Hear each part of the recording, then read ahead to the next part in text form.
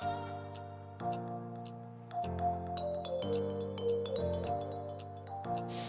pagi, siang, sore maupun malam dimanapun sang customer berada. Perkenalkan, nama saya Yosef Darmawan dari kelas 11 Daniel absen 27. Pada kesempatan kali ini saya akan melakukan praktikum mengenai termodinamika. Oke, langsung saja kita simak ke videonya. Teori yang mendasari praktikum ini ada 3. Yang pertama adalah pengertian termodinamika, yang kedua adalah hukum termodinamika yang pertama, dan yang ketiga adalah hukum termodinamika yang kedua. Pengertian termodinamika. Termodinamika berasal dari bahasa Yunani, di mana termos artinya panas dan dynamic artinya perubahan.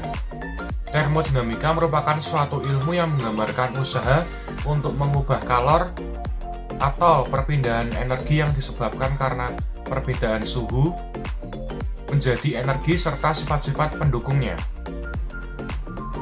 Selanjutnya, hukum termodinamika yang pertama. Hukum termodinamika yang pertama berbunyi, jumlah kalor pada suatu sistem ialah sama dengan perubahan energi di dalam sistem tersebut ditambah dengan usaha yang dilakukan oleh sistem.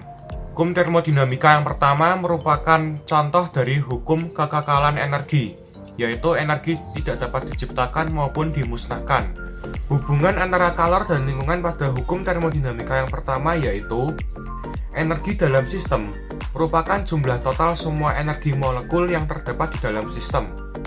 Apabila sistem menerima kalor dari lingkungan, maka energi dalam sistem akan meningkat. Sebaliknya, jika sistem memberi kalor kepada lingkungan, maka energi dalam sistem akan berkurang. Oke, yang terakhir adalah hukum termodinamika yang kedua. Hukum termodinamika yang kedua berbunyi, kalor akan mengalir secara alami dari suhu tinggi menuju suhu yang lebih rendah, dan kalor tidak akan mengalir secara spontan dari suhu rendah menuju suhu yang lebih tinggi tanpa dilakukan usaha.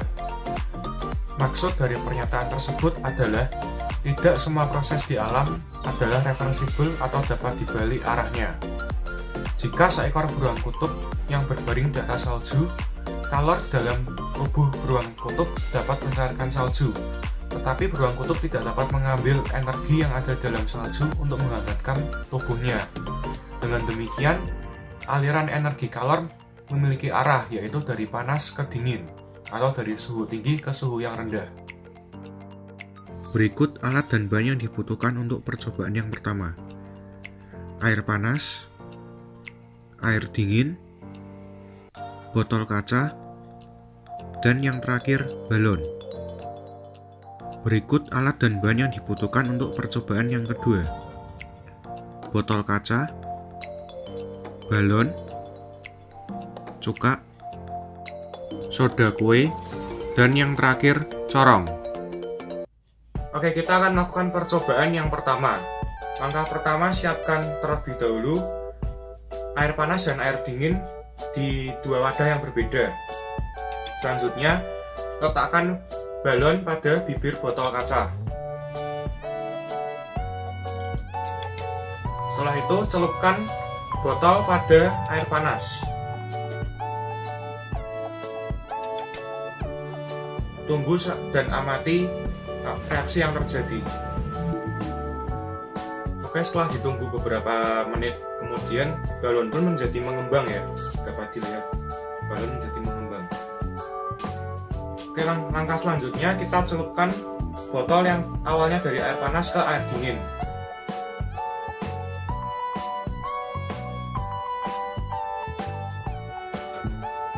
Oke, dapat dilihat pada saat dimasukkan ke air dingin, balon menjadi mengempis. Untuk penjelasan mengenai percobaan yang pertama ini dapat dilihat pada video berikut ini. Berikut ini merupakan penjelasan dari percobaan yang pertama. Ketika botol dimasukkan ke dalam wadah yang berisi air panas, molekul-molekul udara dalam botol menerima kalor dari lingkungan. Dengan kata lain, energi dalam sistem menjadi meningkat.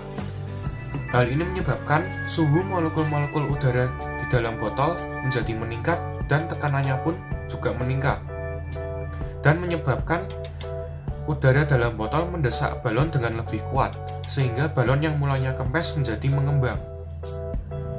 Saat botol dimasukkan ke dalam wadah yang berisi air dingin, molekul-molekul udara yang awalnya panas memberikan kalor kepada lingkungan, sehingga energi dalam sistem menjadi berkurang. Hal ini menyebabkan suhu molekul-molekul udara menjadi berkurang dan tekanannya pun juga berkurang, dan menyebabkan udara yang awalnya mendesak balon dengan kuat menjadi melemah, sehingga lama-kelamaan balon menjadi kempes. Oke, selanjutnya kita akan melakukan percobaan yang kedua. Langkah pertama, masukkan cuka ke dalam botol dan pastikan botol dalam keadaan yang bersih. Masukkan cuka kira-kira 1/4 dari botol tersebut.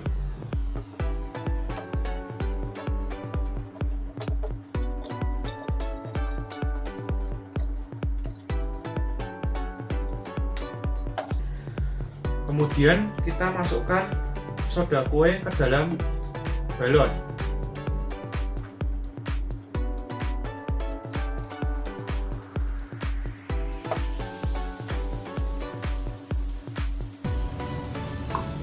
Setelah itu, letakkan balon pada bibir botol.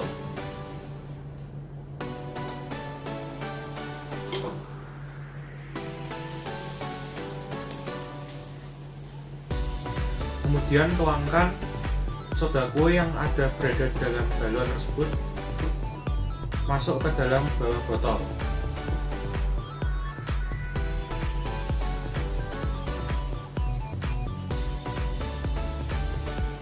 Oke, dapat dilihat ya bahwa balon menjadi mengembang.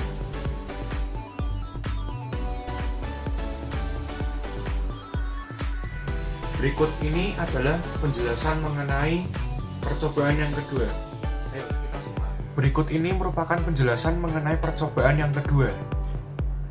Reaksi antara asam cuka dan soda kue merupakan reaksi penetralan dan akan membentuk gas karbon dioksida. Karena reaksi tersebut merupakan reaksi endotherm yang ditandai dengan suhu permukaan botol yang menjadi dingin, maka suhu dalam sistem akan meningkat karena akan menyerap kalor dari lingkungan. Pada saat gas karbon dioksida terbentuk, suhunya lebih tinggi daripada suhu udara yang berada di dalam botol. Sesuai dengan hukum termodinamika yang kedua, kalor akan mengalir dari suhu yang tinggi menuju suhu yang lebih rendah. Maka, gas karbon dioksida akan naik dan mendorong udara menuju suhu yang lebih rendah, yaitu pada balon, sehingga balon lama-kelamaan akan mengembang. Kesimpulan yang dapat diambil dari praktikum termodinamika tersebut adalah: yang pertama, termodinamika merupakan cabang ilmu fisika yang mempelajari mengenai perpindahan energi, sehingga tidak akan lepas dari unsur-unsur berikut ini. Yang pertama adalah kalor, kemudian energi dalam, kemudian usaha, kemudian sistem, dan yang terakhir lingkungan. Kesimpulan yang kedua, percobaan pertama membuktikan hukum termodinamika yang pertama, yaitu ditandai dengan mengembang dan mengempisnya balon ketika berada di suhu lingkungan yang berbeda, yaitu pada air panas dan air dingin. Pada saat botol berada di air panas, energi dalam sistemnya bertambah, dan pada saat botol berada di air dingin, energi dalam sistemnya berkurang. Hal ini menandakan bahwa energi itu kekal dan sesuai dengan hukum termodinamika yang pertama. Jumlah kalor pada suatu sistem ialah sama dengan perubahan energi dalam sistem ditambah dengan usaha yang dilakukan oleh sistem. Kesimpulan yang ketiga, percobaan yang kedua membuktikan hukum termodinamika yang kedua, bahwa kalor mengalir secara alami dari suhu yang lebih tinggi menuju suhu yang lebih rendah, dan kalor tidak akan mengalir secara spontan dari suhu yang lebih rendah menuju suhu yang lebih tinggi tanpa dilakukan usaha. Pada saat cuka bereaksi dengan soda kue, akan membentuk gas karbon dioksida. Gas karbon dioksida yang suhunya lebih tinggi daripada udara di dalam botol, mendorong udara di dalam botol secara alami naik ke atas, yaitu pada balon. Sehingga lama-kelamaan balon menjadi mengembang. Dan hal ini sesuai dengan hukum termodinamika yang kedua. Sekian video saya mengenai praktikum termodinamika. Mohon maaf jika ada kesalahan kata yang kurang berkenan dan terima kasih.